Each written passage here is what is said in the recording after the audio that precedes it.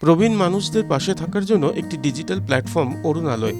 সেখানেই প্রবীণদের কথা তুলে ধরার বিষয়ে সওয়াল করেন অভিজিৎ গাঙ্গুলি। তাদের উদ্দেশ্য এই সংগঠনের মাধ্যমে একটু ব্যতিক্রমী, একটু কেন বলবো, বেশ ব্যতিক্রমী। তারা বিভিন্ন বৃদ্ধাশ্রমে থাকা বৃদ্ধ বৃদ্ধাদের সঙ্গে কানেক্ট করতে চান, অর্থাৎ যোগাযোগ করতে চান, যোগাযোগটা রাখতে চান এই কারণে যে যাতে তারা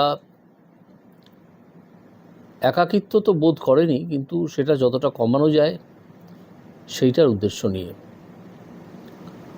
সেই জন্যে তারা বিভিন্ন বৃদ্ধাশ্রমের সঙ্গে যোগাযোগ করেছেন, তাদের সেই বৃদ্ধাদের সঙ্গে, যাতে তারা তাদের মনের কথা বলতে পারেন, তাদের সুপ্ত অভিপ্রায় যা তারা অ্যাচিভ করে উঠতে পারেননি বিভিন্ন কারণে একটা বয়সের মধ্যে,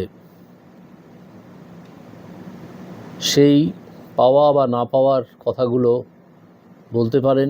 সমীর দত্ত আইনজীবী একটি দুর্ঘটনায় শয্যাশায়ী হয়ে পড়েন। বাবার অনুপ্রেরণায় আবার স্বাভাবিক জীবনে ফেরেন। বাবার স্মৃতিতে প্রবীণদের মনের কথা বলার একটা প্ল্যাটফর্ম তৈরি করেছেন। বাবার নামেই নাম অরুণালয়। এই ভালো উদ্যোগের পাশে থাকার আশ্বাস দিয়েছেন অভিজিৎ বাবু। অভিজিৎ গঙ্গোপাধ্যায় প্রবীণদের কাছে একটা অক্সিজেন। অভিজিৎ গঙ্গোপাধ্যায় আমাদের কলকাতা হাইকোর্টের প্রাক্তন বিচারপতি। উনি অরুণালয়ের তরফ থেকে আমরা যখন ওনার কাছে গেছিলাম, তখন উনি প্রবীণদের উদ্দেশ্যে যেসব কথাগুলো বলেছিলেন, সেই কথাগুলো যখন অরুণালয়ের তরফে আমরা প্রবীণদের শোনালাম, তখন তারা এতটাই চার্জড হয়ে গেল। ওনারা বেঁচে থাকার জন্য একটা যে প্রেরণা, যে বেঁচে থাকার জন্য যে একটা অক্সিজেন, সেই অক্সিজেনটা কিন্তু জাস্টিস গাঙ্গুলি, এখন তো প্রাক্তন বিচারপতি অভিজিৎ গঙ্গোপাধ্যায় ওই প্রবীণদের দিয়ে দিলেন। এখন প্রবীণরা সবাই তাকিয়ে আছেন যে বিচারপতি গাঙ্গুলি কতটা উত্থান হয়, এবং তারা প্রত্যেকেই আশীর্বাদ করছেন অভিজিৎ গঙ্গোপাধ্যায়কে, যে উনি ওনার রাজনৈতিক জীবনে যেন চরম সীমায় পৌঁছায়।